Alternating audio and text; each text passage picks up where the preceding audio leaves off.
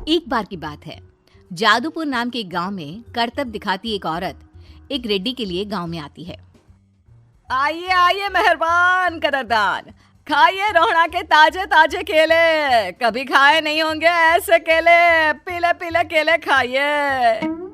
ये कहकर रोहड़ा हाथों में 4 केले लिए उन्हें सर्कल में जोर जोर से हवा में उछालती हुई करतब दिखाती है, जिसे देखकर आसपास के सारे बच्चे अपने अपने मम्मी पापा से उस औरत के पास जाने की जिद करने लग जाते हैं।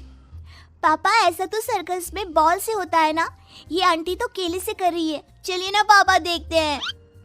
रोहड़ा एक पतली सी तार पर चलती हुई केलों से करतब दिखाती है।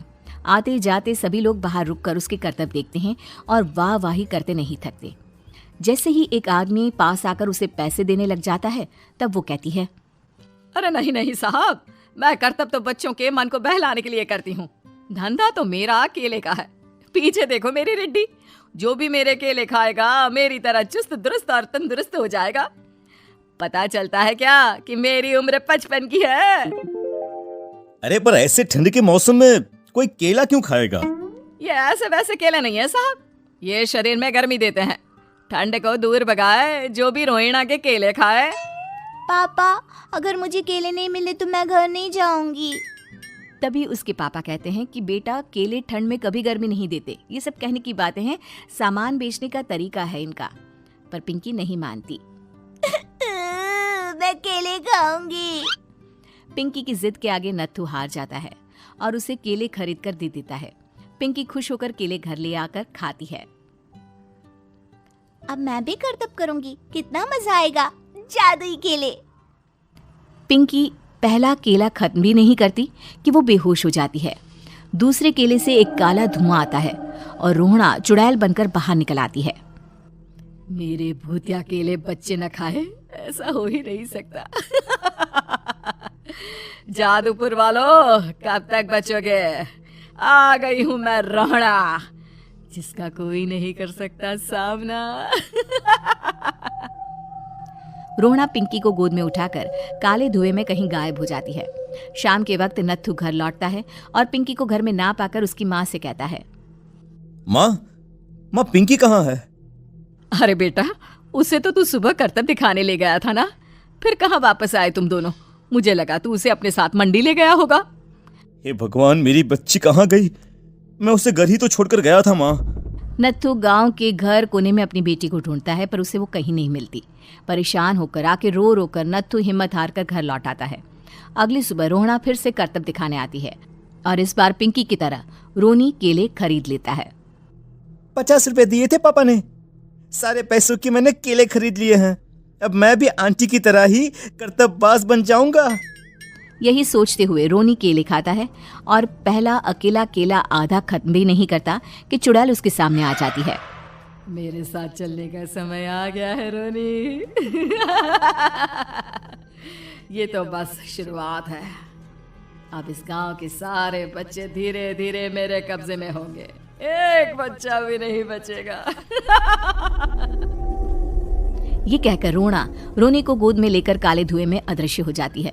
इसके बाद हर रोज गांव में से कोई ना कोई बच्चा गायब होता, पर ऐसा क्यों हो रहा है किसी को भी समझ में नहीं आ पा रहा था।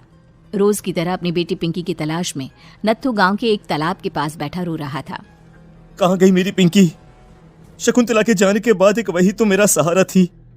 अरे उसकी आत्मा कोस रही होगी मुझे कि मैं अपनी बच्ची को संभाल भी नहीं पाया। नत्थू ये कहता हुआ रो ही रहा था कि तभी तालाब में से उसे शकुंतला की आवाज सुनाई देती है। कहाँ थी तुम शकुंतला? हमारी बच्ची और सारे गायब हुए बच्चे रोहड़ा के कब्जे में हैं। वो बच्चों को जो केले देती है उससे बच्चे बेहोश हो जाते हैं और उसके कब्जे में आ जाते हैं और वो उन्हें ले जाकर काली दुनिया में ले जाती है। पर वो ऐसा क्यों कर रही है? ये मैं नहीं जानती, पर उस दुनिया का रास्ता मैं आपको बता सकती हूँ। जहाँ ये नदी खत्म होती है वहाँ एक केले का पेड़ है, उसके नीचे एक दरवाजा है, वहीं से रास्ता जाता है उस दुनिया का।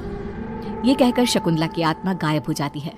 गांव के सभी लोग झुंड बनाकर उसी रास्ते से काली दुनिया में चले जाते हैं और वहां देखते हैं कि सारे बच्चे वहां काम कर रहे थे।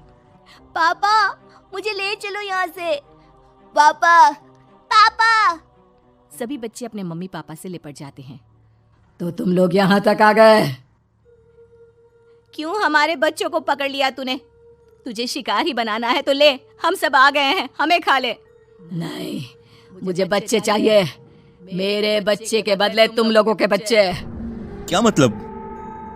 मैं इसी गांव में रहने वाली एक औरत थी। केले की चोरी के इल्जाम में मेरे बेटे को गांव वालों ने इतना मारा कि वो मर गया।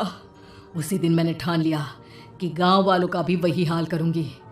कुछ दिन बाद बेटे के चले जाने के दुख में मैं भी मर गई और मेरी भटकती आत्मा एक चुड़ैल बन गई। और फिर मैंने बदला लिया तुम सबके बच्चे छीनकर। बर्दाश्त नहीं कर पाए ना, सोचो मुझ पर क्या बीती होगी। हमें माफ कर दो रोना, पता नहीं ये किसकी गलती थी पर हम सभी माफी मांगते हैं। हमारी खुशियां लौटा दो, तुम भी तो एक माँ हो। गांव वालों की बात सुनकर रोना का मन पिघल जाता है और वो बच्चों को छोड़ देती है। उसके बाद काली दुनिया बच्चों के लिए जादुई दुनिया बन जाती है। अब कोई भी कभी भी वहां आ जा सकता था।